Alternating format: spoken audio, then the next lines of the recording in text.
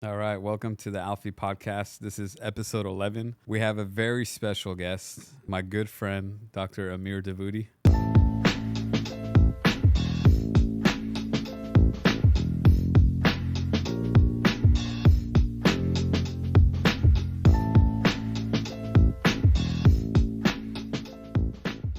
Dr. Davoody is a very experienced, high-ranking orthodontist. We've been working together for, I think, 13 years now. Yeah. In practice, we've seen the entire evolution of jaw surgery and orthodontics since we started working together.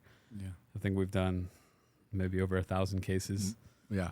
Probably. in that time. So a lot to talk about how things have changed. What I want to know first or share with the audience is what got you into orthodontics? Oh, good question. So my dad was an orthodontist. I guess I was exposed to the field since I was a kid. He was not just an orthodontist, right? He was a He well-known professor. He was a very well-known professor. Yes, correct. Back in my country, and trained here in U.S. by a very famous orthodontist, Sassooni. Then my dad became chairman of a university, and he was the head of the board. And through him, I got exposed to orthodontics. But then, was he the first in the family to go into medicine or dentistry? He was. Yes. So he started it. Exactly. He's truly the father because now your entire family. Yeah, exactly. Everybody laughs when I say what family does. So my dad was orthodontist. My mom was endodontist. They met in school. And I'm orthodontist. My sister's orthodontist. And my brother is pediatric dentist. So everybody is in dentistry. And your wife is an orthodontist. And my wife is an orthodontist. That's correct. Yes. So quite the lineage. Yes. What was that like? Obviously, he was a good influence for you. I met him. I mean, Yes, I know he was a tremendous person, and Thank you. definitely had an impact. He was the type of person that had an impact on everybody that he met. So no doubt that he had that impact on you and your sister and your brother. But how early did you get involved with learning ortho or have that interest? So I tell you what, I used to go for summer. Kids that around high school, they get summer jobs. So I used to work at my dad's office in the lab. I would trim stone models and pour up impressions and things like that, and help out. So kind of learn, and then how to make retainers and things like that. So I learned at the early age. I went to college, in the U.S. And when in college, that's when I started looking what I want to do, medicine or dentistry, and maybe because of influence of my dad and family, but chose dentistry. And in dental school, I was fascinated by growth and development and how humans, from childhood, they grow, how the jaw grows, and that's what orthodontics is. So that's went to orthodontics. Growing up, even though working with him, you didn't know you wanted to be an orthodontist yet. This is something you decided after college. Yeah. So when you were a kid, you always want to do what your dad does. But then, in college, I truly thought about it. I was always going to be like a healthcare field for me. But I wasn't sure if it was even going to be medicine or dentistry, and then chose dentistry. And when in dental school, I was between surgery and orthodontics, and just ended up doing orthodontics. Did you parallel it with your sister, or was it just? No, actually. So I don't know how. As I said, just maybe the influence, because my sister had a totally different path. She started going to school in Iran for dental school, and over there, dental school is right after high school, just like Europe. And then she decided, no, she doesn't want to do that. She moved to the United States like me and finished college and went to dental school here and chose orthodontics. Do you remember in your dad's practice him treating any surgical patients? Oh, yes. So they did surgical patients a lot, but it's so different than what we do nowadays. It's so That's different. what I wonder. I know when I trained 20 years ago, what it was like 15, 20 years ago is completely different. Completely different, exactly. I can imagine 30 plus years ago in Iran. Yes. What that was like. It was just like the bicortical screws and wiring shut for the healing. And one of my dad's friends had a son who was very class 3, and they had to operate on him because he was quite class 3 underbite. Right. And I remember him when he was healing. It was not easy. He was wired shut. It was a very difficult recovery. Very difficult recovery. Yeah. Yes. So much that at least in my experience, and even I'm sure this was the case then, and when you started your career, when I started, so we talked people out of surgery. It was really a surgery for really bad bites. Exactly. Really bad underbites, overbites that couldn't be camouflaged. Exactly, yes. With orthodontics. Yes, absolutely. If you could do ortho and avoid surgery, you would avoid surgery. Yeah. Even if you camouflaged and compromised results, Yes. because at the time that was more predictable, Yes. way better experience Oh, for sure. for the patient No morbidity or anything. Yes. than going through surgery. But obviously things are completely different now. Oh, it's night and day. Now that threshold to recommend surgery is very low. Oh, for sure. Right now, I mean, that's you get the best result, and what we know right now, I mean, they're considering the risk and everything that comes with it. It's Right. definitely a way to do it. A lot of the patients that I see have had 1 or 2 rounds of ortho in the past, Yeah. and most of it obviously camouflage. The tongue doesn't have space, so that they start to relapse, Mm-hmm. and I think that causes them to go through multiple rounds. But at the time, this was it. This was it. That was the Exactly. best tool. That was the best. Yeah. Yeah, but I do think that there's still a lot of orthodontists. Obviously, you're not one of them because you're very astute with surgical cases, but I still find in the community and even in some programs that they still have that thought that surgery is last resort and camouflaging is better. And I don't know what that is, if it's just not knowing what's out there or what's possible nowadays, or it's just tradition is hard to change. So I think it's a little bit of both, because what we're doing now, you and I, with what you're doing in surgery, it is so cutting edge that a lot of places, I don't even think they're still using it, or they're just started using it. Yeah, that's a good point. And because of that, so they're not exposed to it. They're not knowledgeable about it. Or as far as the orthodontist, I mean, we're all orthodontists, but if somebody's not trained for surgical treatments, Yeah. they don't know how to handle a surgical treatment, because an orthodontist needs to know how a surgery is done, what are the surgical movements, how it's being done, so it can be on a team with the surgeon. Yep. If they don't understand those parts, they don't know how to handle the post-surgical orthodontics or how to set it up for the surgical orthodontics. Correct. That makes it difficult. Yeah, that's a great point, because it's really not ability, because the movements technically Yeah. are the same, right? Exactly, You every orthodontist should be competent and is competent Yes. at moving teeth where they want to move them. Exactly. I know it's not a matter of ability, but it's a handicap of the mind, because really it's a different in philosophy. Yeah. To set someone up for surgery is really in a lot of cases the exact opposite Yes. movements Exactly. than setting someone up against surgery or Correct. away from surgery, because it's camouflaging versus decamouflaging, Correct. It's two different opposite paths. opposite pathways. Exactly. And I think for really, you're right, it's just even though we can do these things and there are other surgeons that can do these things, it's not prevalent enough around the country or even the world. There's really not that many places where you can go to an orthodontic surgeon now and get the new treatment protocols. Oh, for sure. And technology. So most pockets of the world are still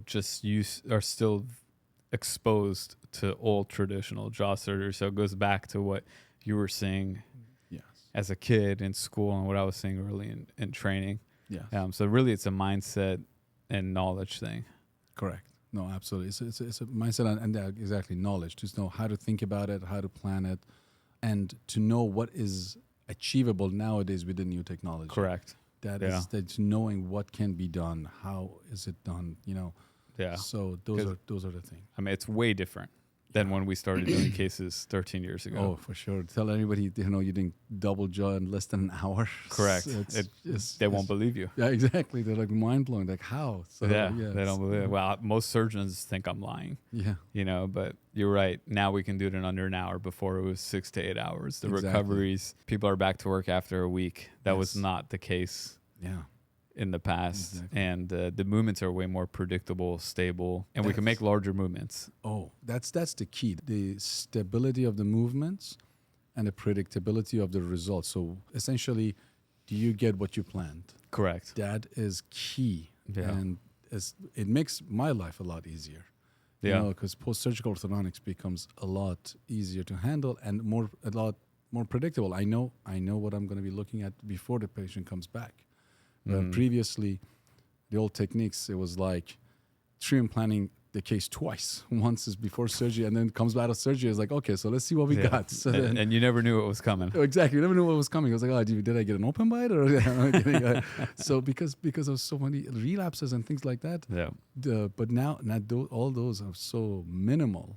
Right. that They're makes it a lot easier. they're much easier finishes Exactly. with ortho. The other big difference is we had Invisalign 13 years ago, Yeah. but from the surgical side, we didn't have the technology to execute surgery with Invisalign Yes. the way we can now. Absolutely. Yes. You can speak to it from the orthodontic side. I think that you guys have way more experience and ability with Invisalign than you did 10 years ago. Oh, for sure. I mean, so Invisalign as a product has improved obviously a lot, Mm-hmm. and we have also evolved as orthodontists as a community because we can do movements a different way, do tree implant it differently. It makes it a lot easier, and plus, again, going back to that stability. Back in the day, we used to place like a huge gauge wire Right. for an expansion or any to make sure that we hold everything together. An aligner doesn't have the stiffness that was required, but now I don't need that. Correct. I can easily do it with aligners and we be done. Yeah. And the nice thing with aligners is we can simulate. So we do a lot of surgery first. Yes. And not only can I simulate on the skeleton what I'm going to do with the jaws and execute it and get that, but you can simulate what's going to happen with Invisalign. Oh, exactly. Yes. So if we have that information, a lot of times we can just go to surgery first, knowing what's possible absolutely afterwards. So we'll not only know where the jaws are going to be positioned, but you'll know where the teeth will be positioned. Exactly. And I think this is a huge paradigm shift because surgery first, obviously it's not for everybody. There are cases where we have to prepare them for surgery. But I feel like more and more we're opening up the patient population to people that can be surgery first. Oh, sure. Oh, we do. Yes, absolutely. And once you do surgery first, I mean, the patient gets that benefit of the correction right off the bat. Right. Like facial aesthetics. And if there's any apnea, breathing, airway. Exactly. So yeah, functional and aesthetics, they don't have to go through. In the past, it was like 18 months. Yes. Sometimes of ortho to get ready for surgery. Oh yeah, and you will make it worse before you make it better. Then you make it worse before you better. Yes. And then after surgery, maybe another 18 months. Exactly. to finish the mess. Exactly. Right, that we were making. For sure. But now, I mean, obviously, there's a huge variance, but we have cases that we go surgery first and ortho's finished in a retainer or easy refinement. I mean, 6 weeks even. Exactly. 3 months. So, I mean, total treatment time. Yeah, exactly. Like, as long as, 3 months post-surgery, make sure it's stable and that's it. And just some minor movements because the bite is already done by the surgery. Bite's done. And then other patients that still need some correction, still 1 year after surgery. So you do surgery first and 1 year, most patients are done. Yes, absolutely. And that's a huge difference because we used to say 18, 24 months on average, I would say, right? Wow, that 18, 24 months, that was if you get a good case. In a good case, there sometimes longer. There was a study back in, like 10 years ago or something, maybe more. They looked at to see what is the average, timeline for a surgical case, and it was somewhere around 30 months. 30 months. Yes, 30 to 36 months. Mm-hmm. So, I mean, that's how long it took. Yeah. Even though you say 18 to 24 months, it never did. It would take longer. Because of the, if you take averages, because, right. The cases were unpredictable, the relapses after surgery and things like that. Now, none of those happen. So yeah, now I would say our average total treatment time is a year under. Yes, a year under, yeah. Right, and that's a huge, and not even with braces. We're talking about Invisalign. Yes. Yeah. Huge difference. Very big difference. As we talk about it, I'm trying to think about where we started with this, and I think that patient acceptance because of these reasons was extremely low. Oh, for sure. For surgery. Yeah. For good reason. Yeah, for sure. It was going to be a long course. The results were going to be unpredictable. Yeah. People had to be out of work 6 weeks. Yeah. Sometimes recovery was tough. No, it was a tough thing. It was tough surgery, tough thing. Yeah, absolutely. So that, I know a lot of orthodontists. We talked about this last time. A good friend of ours, Alan, who's he's a a lot of them are even afraid to bring up surgery to their patients in fear of turning the patient away. Exactly. Yeah, or turning them off of treatment altogether. Of course. Yeah, but I feel like that's also completely different now, where people not only more accepting of surgery, but I feel like patients really want it. They're at least when they come here. Absolutely, no. Right now is one of those, because the ones that are informed, they know how the technology has changed, and that's what they're looking for it. Yeah, because they know it's better. Yeah, and that's a nice thing. Having podcasts like this, bringing experts like yourself, I feel like it's been very valuable. The feedback I'm getting.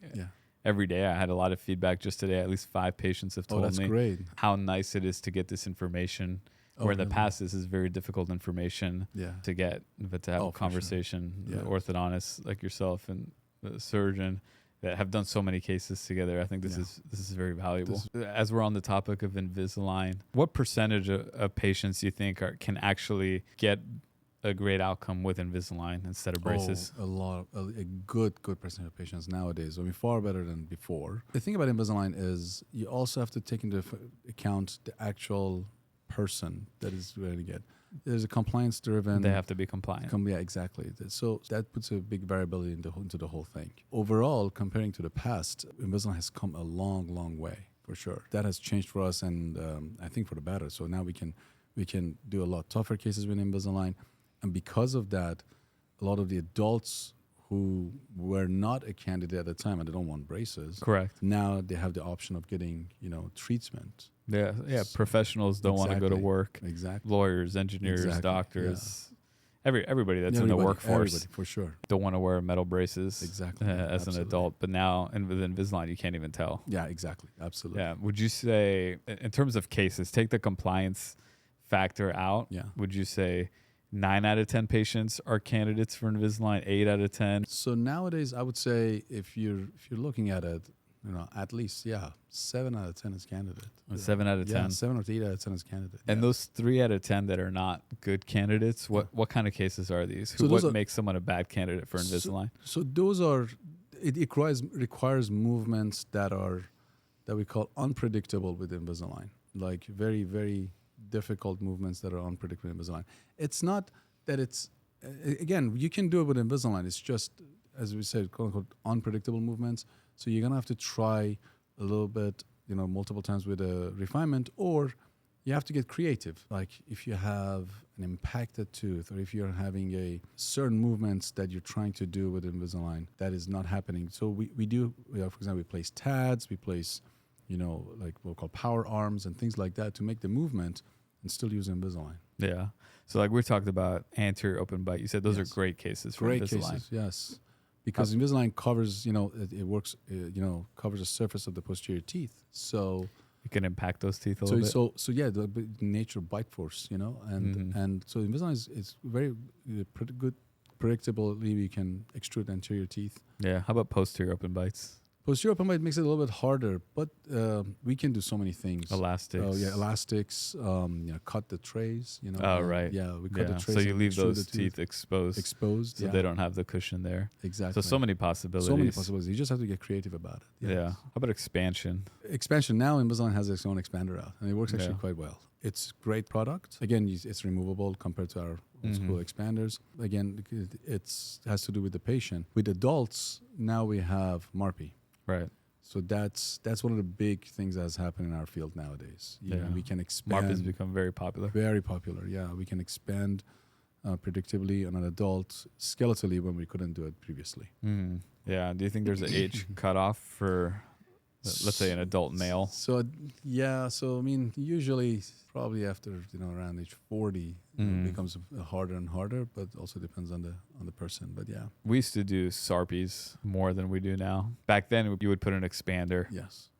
They weren't mini screw assisted. Yeah. They were really using the teeth for anchorage.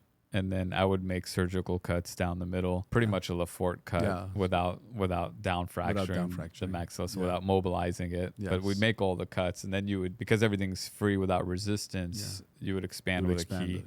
And those worked really well. We would do them for cases that were extremely narrow, where it was too narrow to set up for a 3-piece or segmental at the time of surgery. Because MARPI, you're using mini screw assisted, for those cases, we can do it without a full surgical osteotomy. So that's a nice advantage. That's a very nice advantage. And this is many patients. I feel that they're not just narrow, but they need to come forward also, or they need counterclockwise rotation, or they need midline correction. They need a slant or cant correction.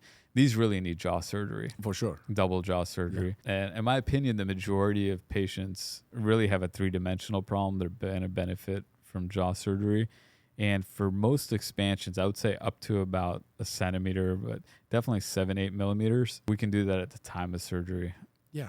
With a 3-piece. Where's your thought process on when is a MARPI first versus setting up for a segmental Oh, if we can at do the it, time of jaw surgery? If you can do it in surgery, I would rather do it in surgery. Yeah, it saves a lot of time. It saves a lot of time. It saves and cost, inconvenience time, for the convenience patient. for the patient, everything. Yeah, So if it can be done in surgery, it should be done in surgery. yeah, Unless there's something, I mean, the amount of expansion or something that is preventing a three-piece maxilla. yeah. And in your experience, which patients, if you can group them into, is it more than a centimeter, for example? I would say more than a centimeter. More than a centimeter, probably, yes.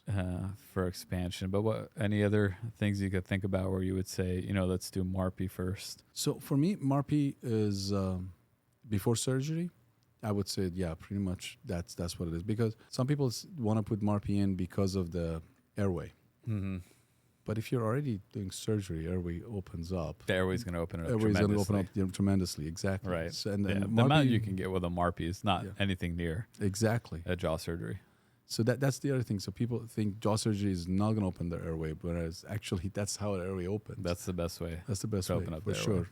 Even if you're talking about the nasal, Correct. Yes. Yeah, that's one of the reasons or arguments that people make for MARPI is to get nasal airflow, improve nasal airflow, thinking that jaw surgery doesn't have that benefit. But a surgeon that does airway jaw surgery, like myself, when we do the Lefort, we bring that maxilla down and we're going to move it forward. While I have that maxilla down, I have full access to the entire floor of the nose, and I can widen it tremendously. Yes. That for nasal airflow, and I do it pretty much for every case. I take away bone from the vomer, the bony septum, the piriforms. We widen it, the floor of the nose, and every patient wakes up and says that their airflow is better. It's better with very few exceptions. For sure. So I agree. I don't think that that's true. That's a good reason. That's absolutely to do it because jaw surgery will get it. So I think there's we're talking about this because there's not a real standard yet. There's MARPI is a very popular thing, but I'm just trying to organize this, and this continues to evolve. And I like your thoughts too. But my thoughts are, if they're so narrow that it's better to stage it, that's a great case for a MARPI. Yes. If they're really anterior, posterior, front to back in a good forward position and just narrow, then just that one unidimensional, maybe a couple millimeters forward with that. But really, for the most part, a MARPI is going to be just transverse. It's complete transverse, yeah. Right. That's a rare case where they're not going to need to come forward. Then that's a good MARPI case. But I'll be honest with you, I don't see patients. Very rare do I see someone that has good projection and is narrow. Usually it's both. It's both. Yes. And the other thing is people that have airway problems, most of them are not at the nasal area. They're the posterior, pharynx and the tongue. Yeah, exactly. They usually have both, but the bottleneck is going to be the tongue. Most of the time, the tongue. Yeah. So they do require that advancement to make sure the airway is open. So what you're saying, even if the MARPI is successful in opening up nasal airflow, but their tongue is obstructed, there's a bottleneck. There's a bottleneck, exactly. Yeah. So your constriction is somewhere else. So your constriction is going to be somewhere else. Yes. Where do you think the future is going? At least from the orthodontic standpoint. I know you're very plugged in. Sure. You're in the Angle Society, which is very prestigious. Thank you. For orthodontics. You teach. I remember there was a time where you would fly almost every other weekend to University of Connecticut to teach. But I know you're very involved. Yes. You write papers. You're very involved with the AAO. Yes. Is there a discussion about where the future is going with technology or what we're looking at? So it's a very good question. So previously with all the new technology, what has changed is our diagnosis has changed.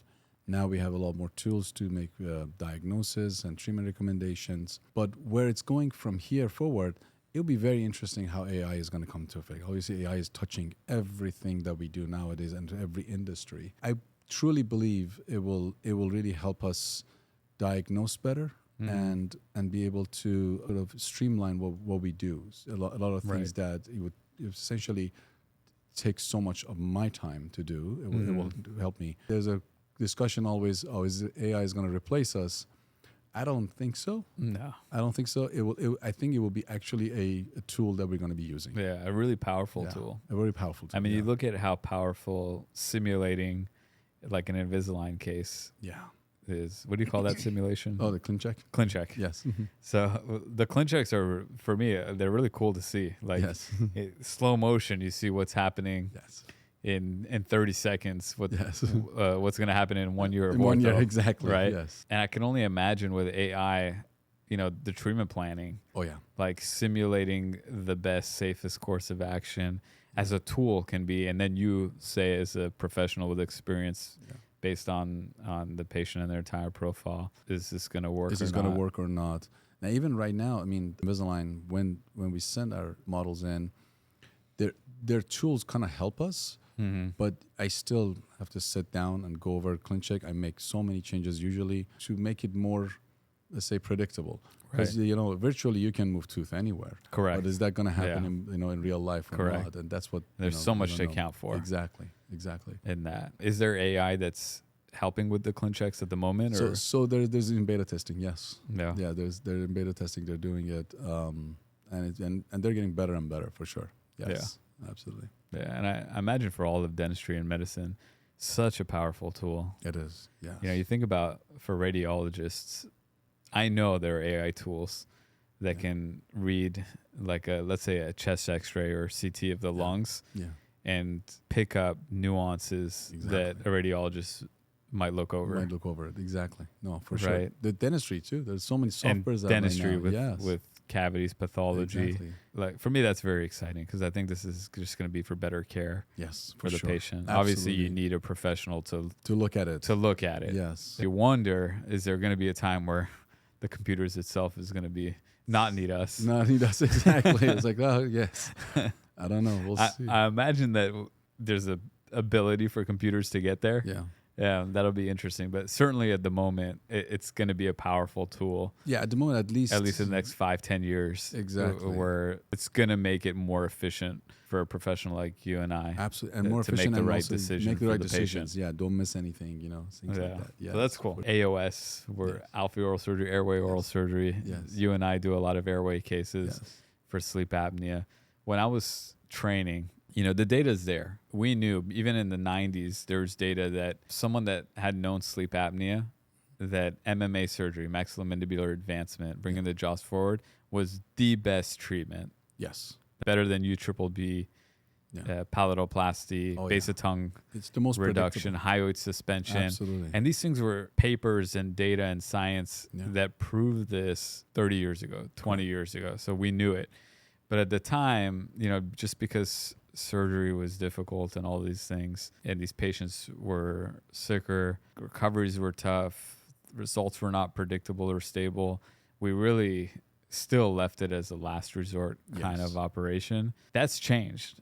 Oh, for sure. We talked about it. Surgeries are more predictable, more stable, definitely safer. Still surgery, but considering the morbidities of sleep apnea and airway, there's definitely a risk-benefit factor in the benefit of benefits. Yes. Right? Oh, for sure.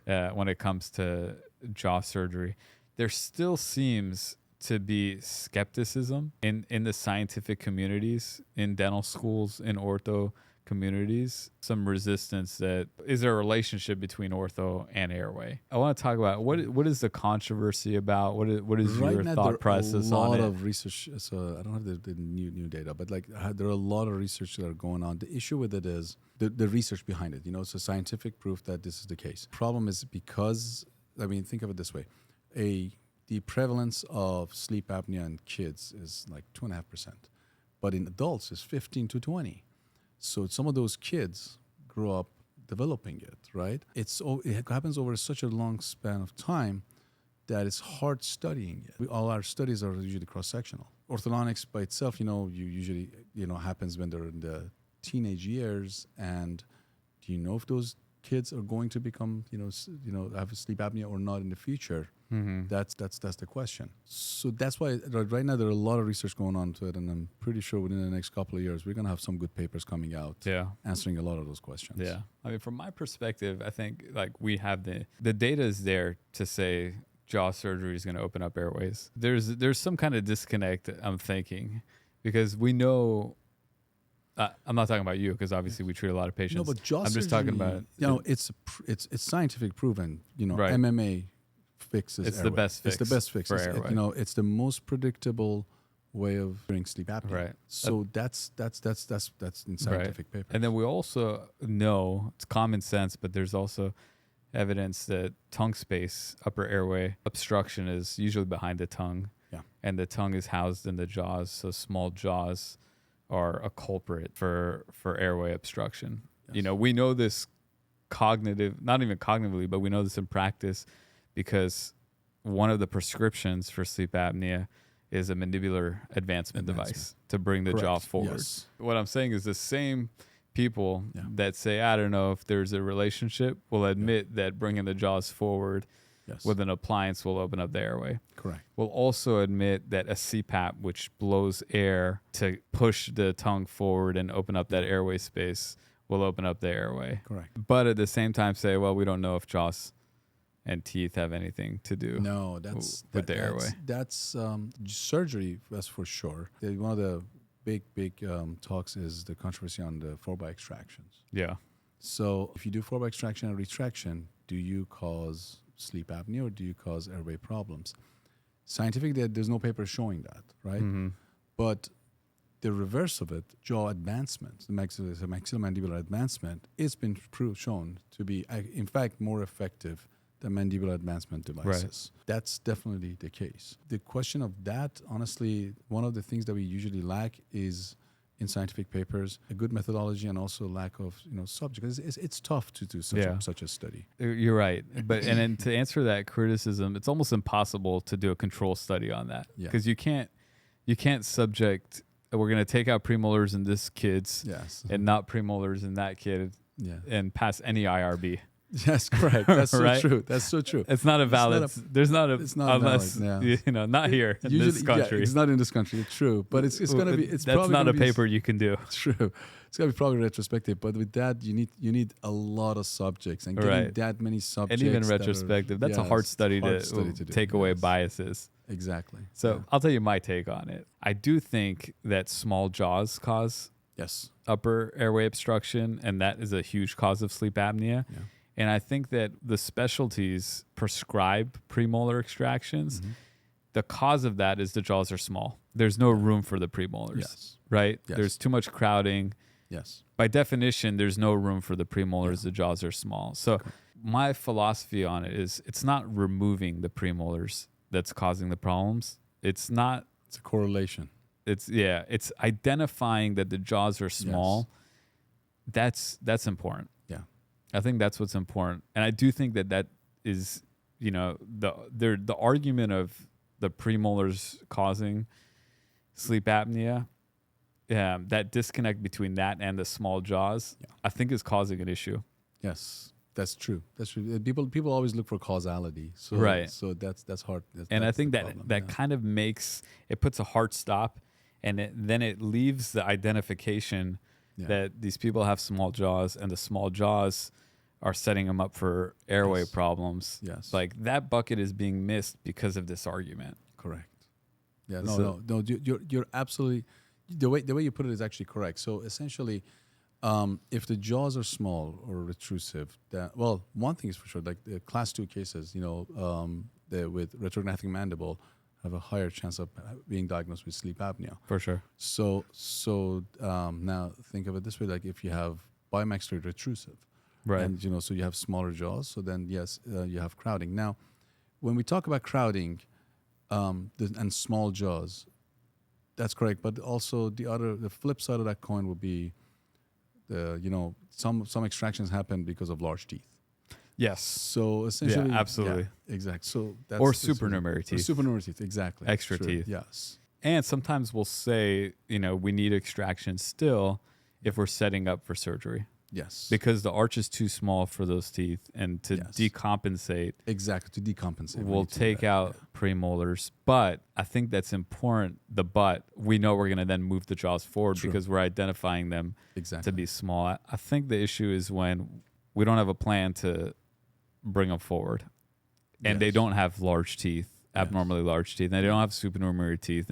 Their arches are just too small. I think just as a whole, we need to organize those things, standardize them Standardize them. better so that it's not so commonplace. No, definitely. Well, nowadays, that's a good thing is that orthodontics, and even in our office, we, let's say about 10, 12 years ago, or maybe even more than like 15 years ago, airway wasn't one of the things that we Correct. could immediately look at, but now we did. In our training, it wasn't. It wasn't at all. And still, you're ahead of, way ahead of the world on this. Being in Houston, I think I call Houston the airway capital of the world. Yes. Because everybody's airway aware. Yes. Correct. And we have airway study clubs, and Correct, the community yes. is just yes. way ahead. Like I traveled True. to Miami, LA, New York, and I can tell you that Houston is years ahead. Years ahead, yeah. In airway, and your office definitely understands that. But I do think around the country, airway is still not a huge Yeah, it's awareness not an factor. Awareness factor. They don't look at it, and they should be. Yeah. Even though it doesn't matter if they believe or not, but they should be looking at it. They should be aware of it. Yeah. That's the key. That's the key. And when needed, we ask questions about their sleep, and when it's needed, refer correctly. Right. They come see you. If they need sleep study, they need to go to sleep study. So that we kind of move the patient towards the pathway they need to go to. Correct. Yeah, and I think in Houston as a whole, I work with a lot of people, and we're looking at this, and I think making right treatment calls for the patient. Now, Sure. airways on your checklist. Yeah. Before it wasn't on our checklist, and really we didn't have an answer. And Yes. I say that because I always say if you don't have a good answer, sometimes you don't like to ask the questions. Yes. Right. But Correct. jaw surgery wasn't the good answer No. 5-10 years ago. Not at all. And it really still isn't in a lot of parts of the world or a lot of parts of the country. So you have to have the team where that answer is possible Exactly. to make that happen. So I think that that's a big component of it too, Sure. because the truth is, here in Houston, we're blessed. We have Yes. talented providers, people that are ahead of, that can Yes, do these that things, can things. execute. Yes. But I would say the majority of the country, there isn't access to this type of care Yes. where correct. these new paradigm shifts are happening, but and the other way around, it's still the traditional methods where we go back to where we were 13 years ago, where it wasn't an answer. Exactly. So I think that a part of it is until there are orthodontists and surgeons that can offer what we can offer in all parts of the country, maybe it's not even an opportunity. True. But for now, we have a lot of patients from out of town. We have a lot from out of state. Yeah. We have come from out of state, and thanks to Invisalign, we are able to treat them. And when you do the surgery, we coordinate with you, so they come in and leave. And so that has been a great thing with the technology, that we can treat people from they're not from in town. Yeah, and Invisalign makes that so easy. Invisalign makes that so easy. So when you we see them, you send them the trays. Exactly. And a lot of people, when they're coming from out of state to see me for surgery, their post-surgery visits.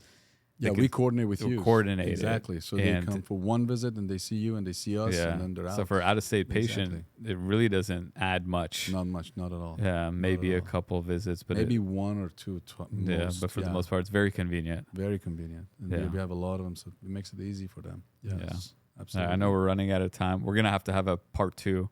Sure. Because there's so much to discuss. Yeah, so much to discuss for sure. About this. Yes. I'm really interested to get you back after your angle meeting to see where the research on the ortho side is coming. My favorite question when watching the podcast: who's the best basketball player of all time? It's Kobe. Yes, for sure. I agree. This is the orthodontist you can trust, obviously. Thank you. Thanks for having me. Thank you for coming. Thank you. Dr. Amir Davoody, Greater Houston Orthodontics.